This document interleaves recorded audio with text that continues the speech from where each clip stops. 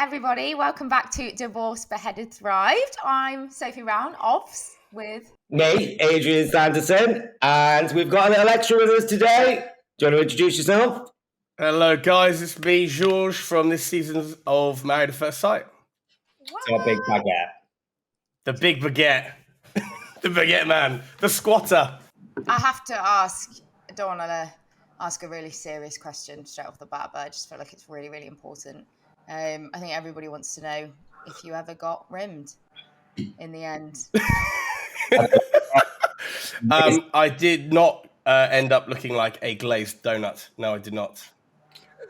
Glazed donut. I watched that scene with my mum. We were cracking up. It was so funny. I think she repeated that word a couple of times, and I thought, this is not the time I'm going to explain exactly what that means. But well, apart from that. So Peggy is actually into cars, so she quite likes her cars, and she's obviously not prudish, but she's a little bit not shit. I don't really know what word to use here. Maybe we'll say sheltered in that regard. And she actually thought I was talking about rims of a car. That's quite cute, actually. Can we just go straight to the dinner party? Because that was wild, really, really heavy. So, I would just like to discuss a few things because I need to talk about these things with someone. Yeah. So my first one is Porsche Man. Do you know what I didn't like about that? The defensiveness. But at the same time, there's so many 75 different layers on that. She got a lot of heat for it, which I don't think is fair. Everyone was there kissing. Everyone. A lot of people kept their mouths shut in the situation. You had very few members of the cast who weren't there. But then I also couldn't cope with the fact that she's so defensive. And immediately, the second she talks to Terence, it's, if this gets brought up again, I'm not happy with it, which is so dismissive of his feelings because of your defensiveness, because you don't want to look a certain way on camera. You're now aware that you look that way. You feel very aware of the camera. I think a lot of the episode felt very aware of the camera. I would say, I'm not really here to slander anyone, but all I would say that is there were certain people who were split personalities. When the cameras weren't about, they were lovely. They were really friendly. When the cameras were about, there was a switch that went on in their minds. They all of a sudden, it's as if they were reading off from a script, so to speak. And they were very, very calculated and structured, where I think it's quite upsetting, really, because she was very dismissive. And the second anything goes at her, it's, oh, you're doing this or you're doing that. Oh, that's not fair. But she's allowed to comment and she's allowed to say that it's acceptable when actually Terence, wasn't really best impressed by it because it's not acceptable. We're not here to collect friends. Friends are not collectibles. We aren't going on Married at First Sight to make friends. We're here to learn about ourselves, grow as an individual, and most importantly, hopefully find a lifelong partner. Do we reckon, here's a question for everyone, do we reckon, had Terence have been there that day, he'd have said, I don't want to do this, Portia, or he'd have got involved? I reckon he'd have got involved. I think it's completely different, though, because I was literally running this scenario through my head. Would I have done it? And I don't think... Who would I have kissed? Who would I have wanted to not kiss? Yeah, obviously. I was going around the room. But I just think, I don't know, it's caused a lot more... The thing is, I get the whole fact, because people were saying that obviously Portia was getting a lot of the heat, and it's well, who was she kissing? There was another person, she wasn't kissing, the air. But then it was more about the boundaries and stuff, because it sounds like other people had clarity from their partners as to what those boundaries were, before playing. But did the way that it was said to Terence, the way Luke said it, was Terence didn't know that she'd kissed 4 people. Had she already made that clear? No, I don't think she actually admitted. And again, don't quote me word for word, but I don't think she admitted to how many people. Because all I can say to you guys is obviously Terence calls it out, but he wasn't actually there that night. He was off-site dealing with something. I think he was visiting his family or whatnot. Right. Again, none of my business. It's what he gets up to in his spare time. It's fine. But I think it was the morning after when he got back, and Peggy and I were already on our way to the set. So, he obviously gets upset that I don't sit him down and speak to him about it. But I also think that we have to remember this is a group forum. So there's nothing wrong with bringing up, because it's not dirt. It's no shade on Terence. I was standing up for my friend because she's the first person to go, oh, it's not cheating. It's not this, it's not that. Okay, well, it is cheating because you didn't set up the boundary. If she'd gone and she'd rung Terence, she'd go, baby, because this is what she'll do. She goes, baby, do you want to, is this okay? Can I do this? Can I do that? And then fine. You know what? You set up the boundary. If Terence turns around and goes, yes, that's fine, babe, I don't mind, then fill your boots. Fucking have your bumhole licked. Who cares? Just enjoy yourself if you have that hall pass or that approval.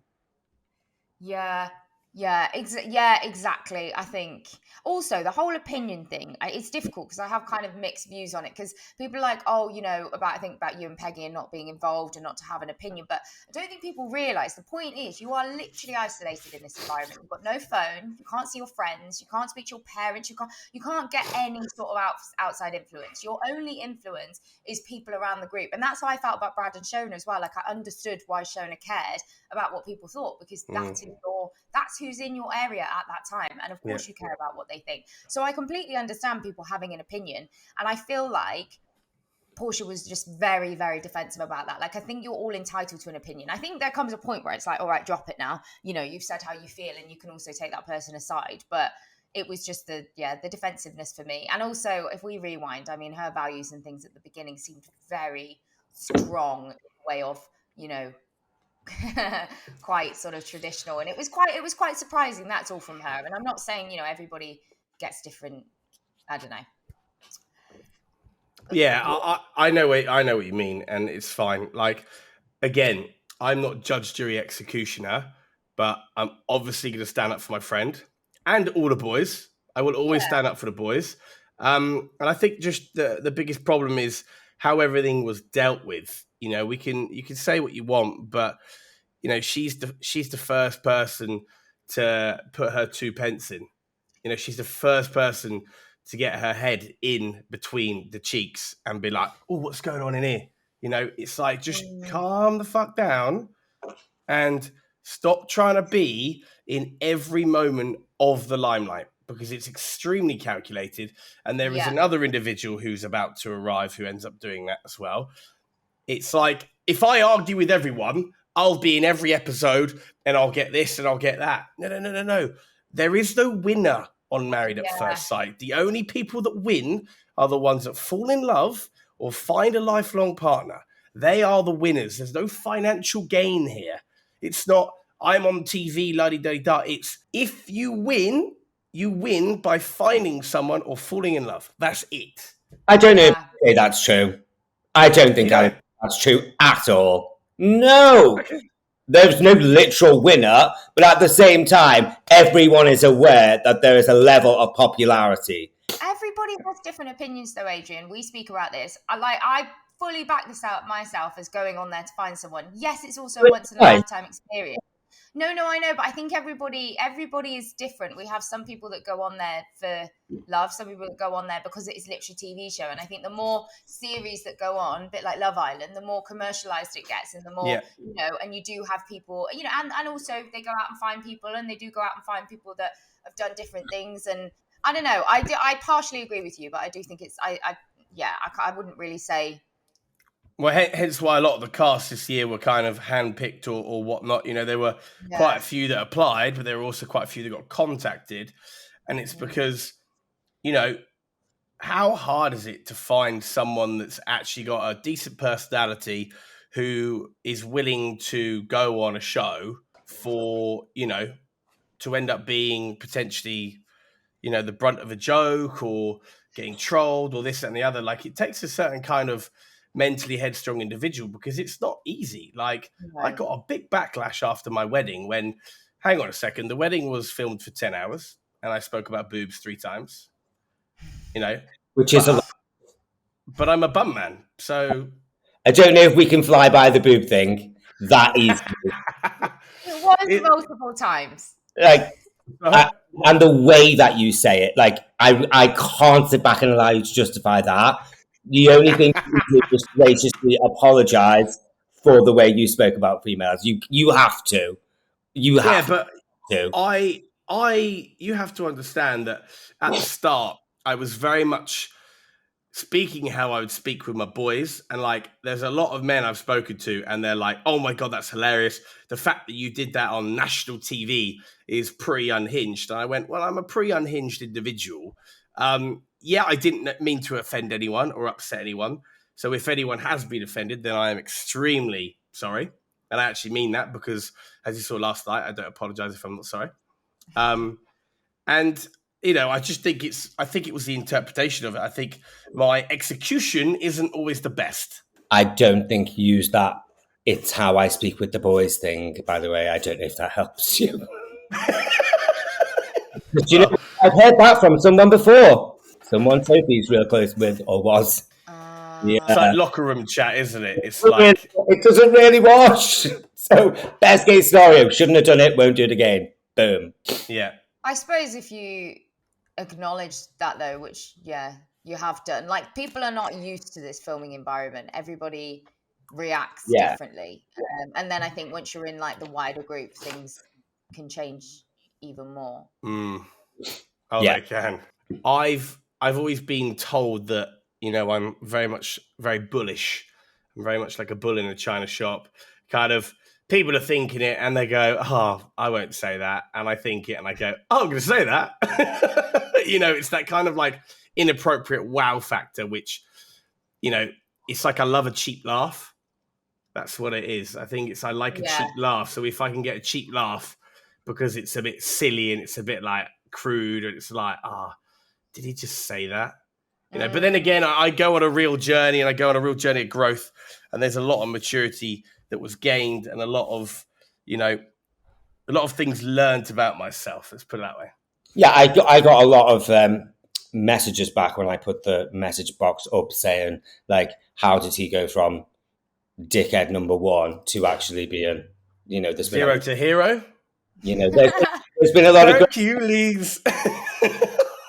I think it's clear, though, from some of the actions that you've shown, like more recently in the series, that there is a lot of respect there for your relationship and quite traditional values in that sense. 1,000%, yeah. Yeah, so I think that, obviously it's been great to see that that's kind of flipped. But so we've just had Intimacy Week. Did that change things at all for you and Peggy? Like, do you think that helped or hindered, or did it push you in the right direction? I think it definitely pushed us in the right direction, because she started getting a lot more comfortable around me. So I'm an extremely confident individual, if you couldn't tell already. So actually on the honeymoon, I think day 2 or 3, like, I just, after I'm showered, I kind of stroll around naked. I kind of like let myself drip dry. But obviously I'd only just met her, and I'm there just like walking around having a conversation with her, and she's kind of just like, oh my God, what's going on? But obviously she hadn't told me not to do it. So until she told me, I stopped doing it. But then, like, I'm just gonna, no, that's just me. Like, unless you tell me not to do something, I'll just do what I'm comfortable doing. And it's not me being toxic or anything like that. That's just me being extremely comfortable in my own skin. Yeah, but then I guess your boundaries on that might be completely different than your partner's. So it might be better to approach it with extra caution to begin with. That's my problem. Yeah, I'm not a very cautious individual sometimes. Well, I never used to be, at least. So obviously we had the conversation, but then what I then do is I then go to the opposite end of the spectrum, and it's like, oh, she's clearly not ready. So I'm now going to take extra long. So, you know, she talks about it in Intimacy Week, like, oh, he doesn't even put his hands on me. Yeah, because when I did, you told me off. So now I need you to give me a verbal green light. You know, just being naked in bed isn't a green light, because I did that last time and I got not told off, but like, it was like, oh, you know, I'm not ready. Fine. if you're not ready, I respect that because I'm not forceful at all. Like, that's not my game. I'm not there for that. So it's very much like I now need the green light, so obviously the shower thingy, and it just slowly progressed. It literally just slowly progressed from there. And it was little bits, I saw boobs, and then I saw this, and then, I'd be in the shower and she'd be brushing her teeth, and all of a sudden it just, things slowly progressed. It kind of got to intimacy week. And I think Peggy was like, actually, like, and I said to her, I was like, you've got to give me the green light. You've kind of pushed me away at the start. So you've got me at arm's length. So it's very much like, well, ball's in your court now. I'm not going to, step out of line. I want you to be the one that's like, right now I'm ready. Because I wouldn't instigate. It's just, I need to know that I'm not upsetting her. Because I was finding I repelled her a lot at the start. Do you think she was physically, sexually attracted to you at the beginning? I think so. Yeah, I do think she was. Apparently I was every part of all of her favourite parts of all of her ex-boyfriends. Confusing. But like visually, and then body shape was her favourite part. And then I was kind of like a cut and splice. And then obviously there was the personality as well. So yeah, it was really weird. Like, it was very much like that. Obviously, yeah, like when you guys, your connection, like on that, when you turned around and she walked down, she did, you both seemed very happy with. Oh, yeah. Yeah. Over the moon, ecstatic. Like, I actually said, she's everything I asked for on at the stag do. But I actually said the other things I included was, I don't mind if my partner is white, black, or Asian. I said, like, ethnicity is not a problem for me. I've dated white, black, and Asian women before. I said I don't mind. So for me, I was very much open-minded to. So, when I saw Peggy's very beautiful. So I had no complaints, and I actually wouldn't have picked anyone else. I actually literally wouldn't have picked anyone else. So if you did have to pick another wife, who would that be? It would have probably been Ella. I feel that we got on really well. Like, we were both extremely inappropriate, very laughy, jokey, like big kids together. It was quite funny, actually. I actually think we could have our own sketch together one day, because it was like absolute chaos. And obviously I think because I knew her before, I just think that she's a vibe. Like, she's a good egg. She's got a bit of a tongue on her, but she stands up for what she thinks right. And I think she very much learned as well that she can be flippant sometimes, but with a little bit of a thought process, she can actually go back on herself and go, actually, no, I was wrong. And which is really good. Like, that's a real sign of growth and maturity from her part. But she's funny. She's hilarious. So yeah, probably Ella. So I can see that, personalities wise. Can we just explain, because you just said that you guys knew each other before the show. So we knew before the show. Okay, how did you guys know each other before the show? So I actually knew Ella from 5 years ago when I lived in Bristol. Okay. So I think we originally met in a club. I'm not sure, or we ended up sliding into each other's DMs once upon a time. Like years ago, and we were going to go for a drink. We never did. And then obviously Ella was a dancer, and I bumped into her a couple of times at the booby bar. Never got a dance. I just like overpriced beer. Yeah. But seriously, I never get dances. So, she was in there, and we always used to have a good laugh.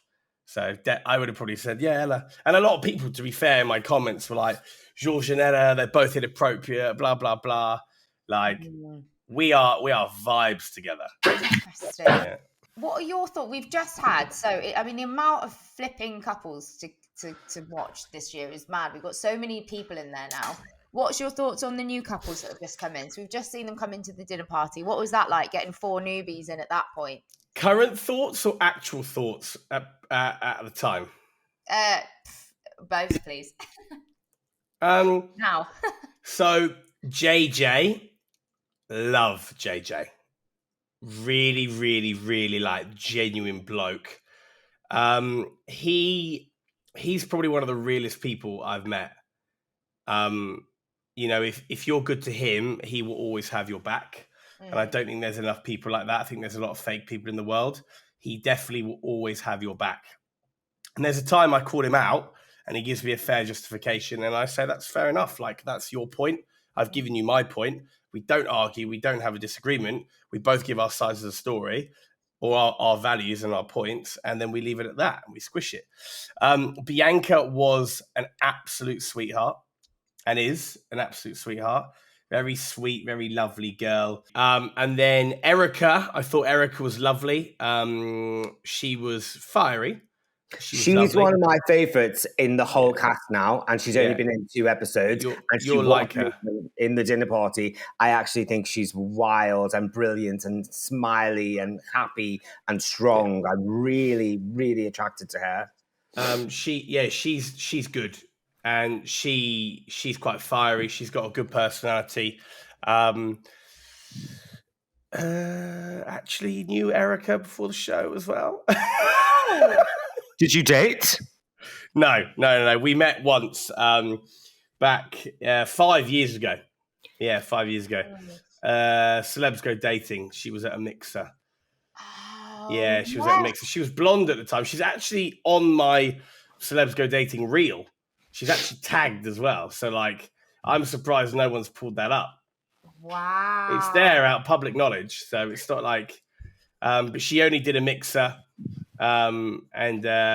She's actually a good egg. I quite liked Erica, actually. I have a question that was sent to me. Now, I never watched Celebs Go Dating. I've never watched an episode in my life, but I had one saying, how come you are so different on maths than you were on Celebs Go Dating?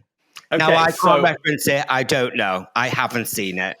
So I can answer that. So basically, I'm not going to talk about the edit because I don't think the edit has much to play. I think it has a little bit to play, but I don't think that's important. I think you have to understand, I was 25 at the time. I went on a date with Chloe Sims. She was quite mature. She was like, we had quite a laughy, jokey time, had a really good date. And then we obviously went on more dates. So I, went on holiday with her and stuff. But I was quite mature back then, and I'm not saying I'm not mature now because I was, but I also then went after uni and did 4 years in a male dominant sporting environment where all you have is lads, Saturdays for the boys. And I had that, but before uni.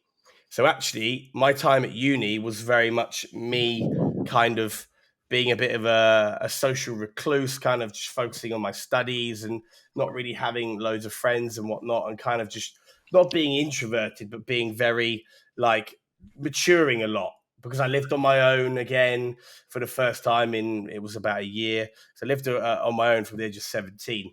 So I went back to uni and then I obviously lived on my own and kind of my life was my life. So yeah, I would probably say that I had those 4 years of male dominant environments where it was very laddie and everyone liked me for how like bullish I was. And actually it carried over. So for the people who didn't watch Celebs Go Dating, the part of the question that I'm missing is how were you on Celebs Go Dating compared to now? What is the difference? I would probably say I was a lot calmer. But I've always been like this. I was just a lot calmer when I did Celebs Go Dating because I was like, oh, you know what? Like the look of Chloe. She's very different to what I'm kind of used to. Let me woo her with just by being charming instead of, too crazy. And actually, there was stuff in the Celebs Go Dating series that I was actually quite out there and stuff, which she quite liked, but never got shown. So I think they were trying to portray it as she was really, really picky because that's what she got labeled as. She was the ice queen. And they wanted to have someone that warmed her. And that's what I did. Okay. Yes. Thank you. I've warmed her. Put some gloves and a jacket on her, and I went, "Off you go, love. See you later." I don't think I saw that series. I have watched it before, actually. It's like one of those. I won't watch it live, but I'll randomly catch up on it. But I don't think I've seen your episodes. But just on that, obviously, we spoke a bit before, but about like people being on it for different reasons and things like that. And obviously, you kind of get labelled as, if you've done a show before, then you're fame hungry. You know, you've done something previously, and now you're going to do another reality show. And you know, when does it end? And are you just doing it for that? You've made it very clear that you went on there with good intentions, but what would you say to that? Because I do get it. Like, I'd never done TV before. I was completely, you know, Adrian hadn't either. Like, you know, it was the first one we'd done, and we had a couple of people in our cast that had done TV, and God, they were very different. How do you feel about that?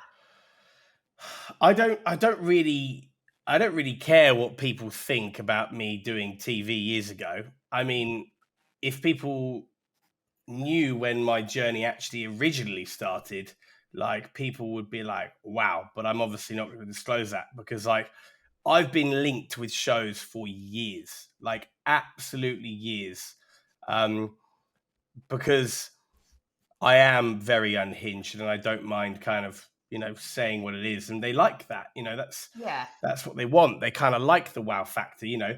I once described myself as a bleached arsehole. You know, I'm an arsehole, but at least I'm a nice looking arsehole. And now I'm talking about being rimmed on national TV. Like, who would have thought that you'd put those two together? I mean, your TV, you are TV gold, to be honest. It was one of my favorite scenes.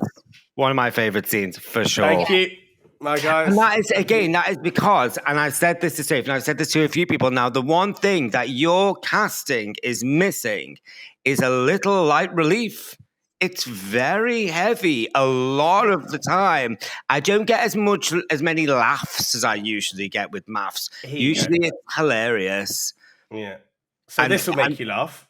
So I don't mean to interrupt you, Adrian. So this part is funny because exactly what you said, I actually messaged someone when, you know how we got these Married at First Sight kind of cards where everything was rated out of 10. Do you remember at the start?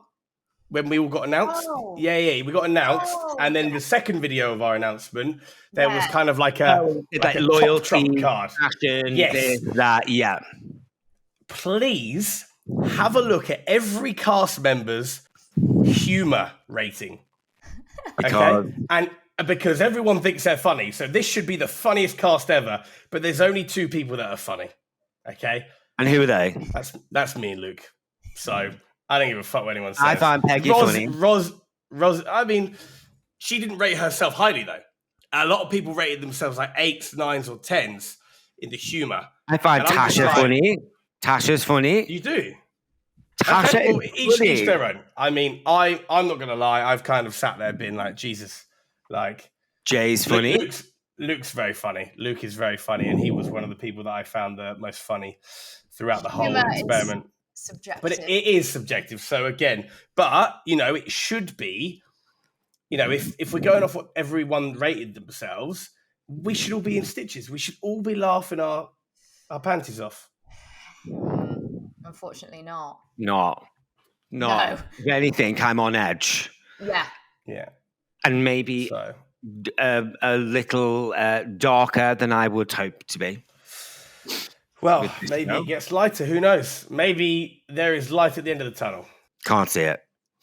At the minute, it's dark. Yeah. It's a good series. And I think, you know, last night really, really swung a bat. Baguette or bat? Either or.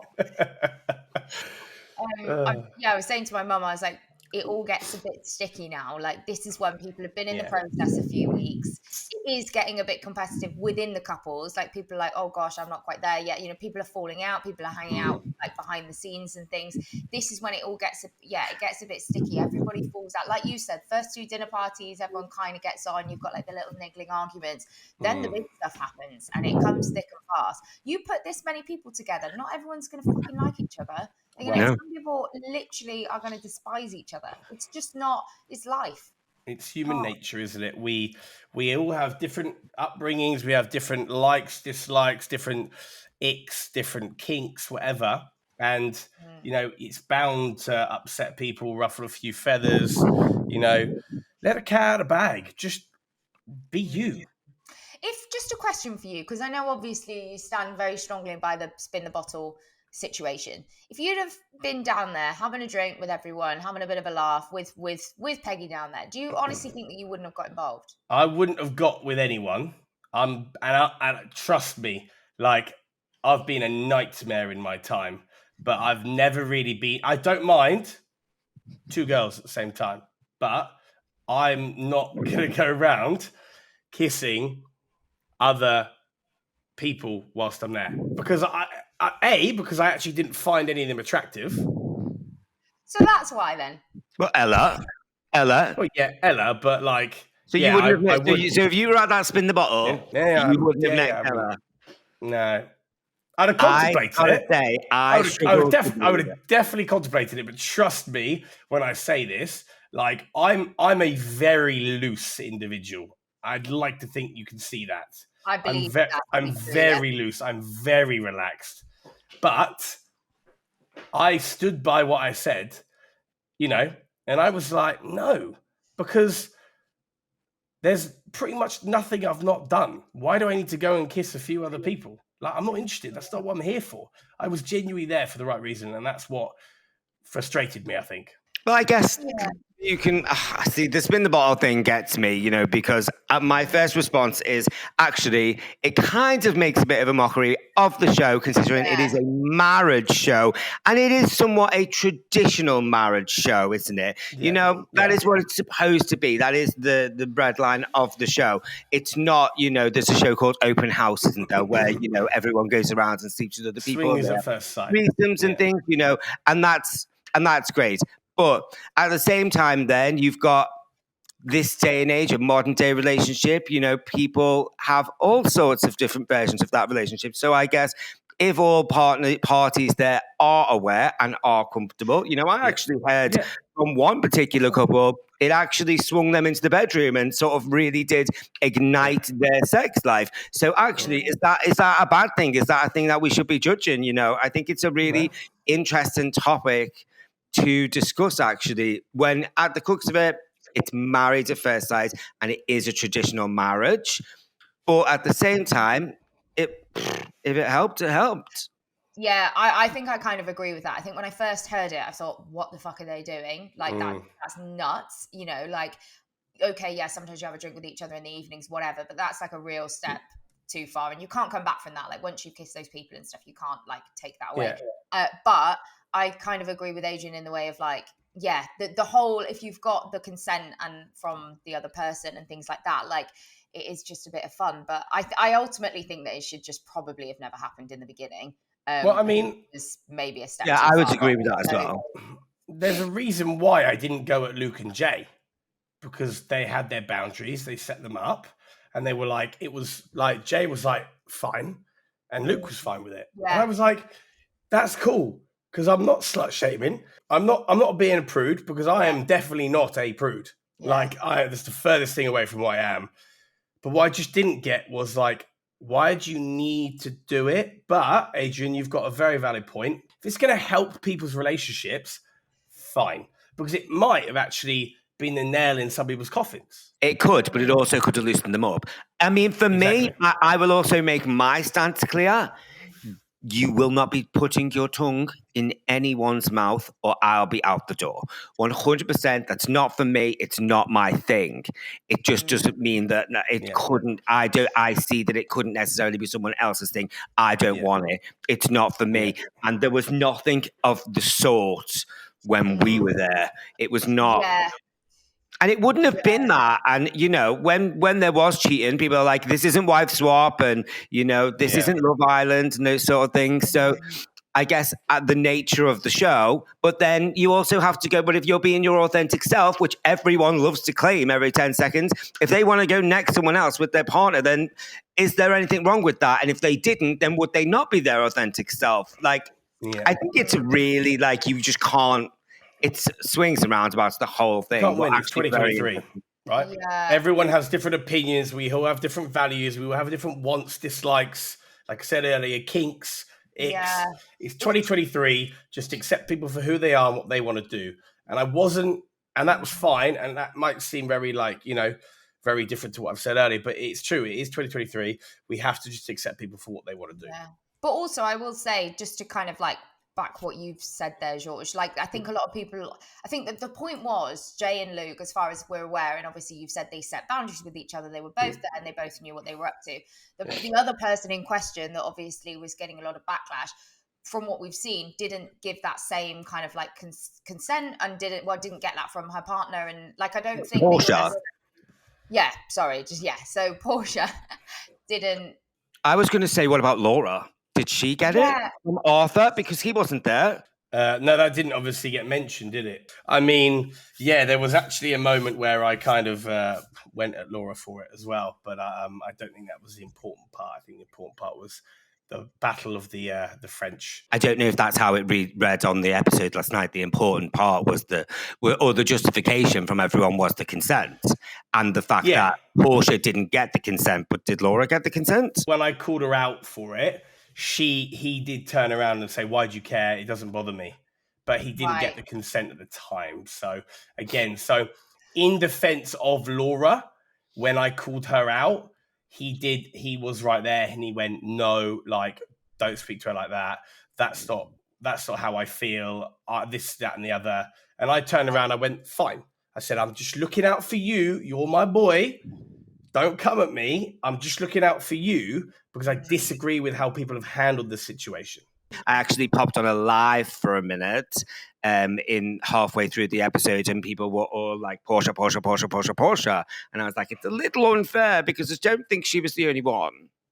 Not that I'm saying their behaviour last night was great either, but it wasn't necessarily the spin the bottle thing that bothered me. It was more the defensiveness and the way that she spoke to people was far more worse. Even with the Peggy Ella situation, that wasn't great. I also thought Shona and Laura really got away with murder, really stirring the pot. It wasn't helpful to anyone. Wow. Take that grenade. And no one said anything about it. No one's commenting on it. And I'm like, hang on. Peggy sat there having what she feels is a safe space conversation. And then 2/3 of that conversation go and tell the other people what's happening. And I'm like, let's be real, no conversation is a fucking safe space conversation though. Like let's be realistic. And if there's I don't know that that's fair. I don't know that like if I sat with and had a conversation at the time with Shanita, I'd have been very upset if she'd have gone and told someone about it. I get that. I think dinner party situations though, like everything comes out. I think the thing that's tough is that obviously it's a week's worth of, built up pent and frustration, or maybe not a week, but a few days. And I just think it's the execution, isn't it? I think Dinner Party 3 is a perfect example of people realizing that, if you don't say your bit, it will eat you up inside. I want to know what the best question you got asked on Instagram was, Adrian. The best question I thought that I got asked was, George, do you think you could make me come? That was hilarious. I don't know. We'll have to find out maybe one day.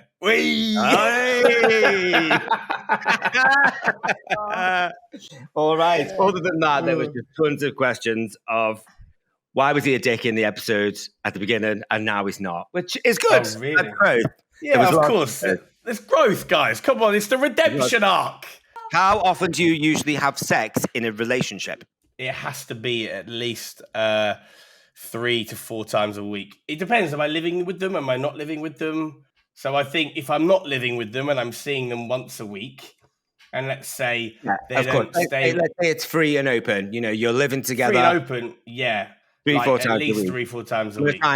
Hammer through some of these. How do you cope? And could you offer anyone some advice with having a high sex drive against a partner who does not have a high sex drive? Yeah, I can actually. I think the biggest thing is if you're in a long-term relationship, it might be very different. But just because your partner has a low sex drive doesn't mean they don't want to have sex. There are ways of getting them excited. If you know how to turn them on, or if you can find new kinks of theirs, there are ways to get them hornier, you know. And I think there are definitely ways of spicing it up. So just don't stick to vanilla sex, and just make sure you make it as enjoyable as you can. Okay, how about this then? Love Georges. Did he feel he had to change, tame himself for Peggy? No, I just know I had to improve on myself. There was no change by me. There was only improvements made throughout the whole experiment. I think at the start, I was very much a rabbit in headlights, not really sure what to expect. And it was very new to me because I'm very inexperienced when it comes to dating. Like my longest relationship was like a year. So, Okay. you know, and that was when I was like 17. So I was pretty young. Yeah. Like my most adult relationship was like 6 months. Ask Georges whether he or his amazing wife got each other gifts on their wedding day. I didn't get any gifts for my partner. Neither did I. And my partner, Peggy, got me engraved cufflinks with the date of our wedding, which was actually very nice. And she also, on the morning after our wedding, threw birthday cake in my face because it was my birthday. And it wasn't a cream pie, sadly. It was a... Fuck's sake, sorry. You can put that one in the edit if you want. Also, we're going to finish on this one. Let's say that you and Peggy are not together at the end of this. Would you do it again? Would you do the experiment again? Am I getting Peggy again? If you do it again, it'd be different. Nah, probably not. All right. Yeah, probably not. I would do it again, and I wouldn't change a thing. That's what I'm going to tell you. Do you have any regrets? Yeah, I do. I do have regrets. You know, just talking about boobs excessively at the start. You know, I'm not a misogynistic bloke. I don't want to offend anyone or upset anyone. So that's my biggest regret. No regrets. All right. Well, it's been amazing. Thank you so much. Soph, anything to add before we run? No, thank you. That was that was fantastic. It was great to speak to you, Georges. No, guys, thank you so much for having me. It's an absolute pleasure. And hopefully we'll grab dinner sometime soon or something. And we'll have a proper chinwag. Please keep on being funny on the television. I need the light relief.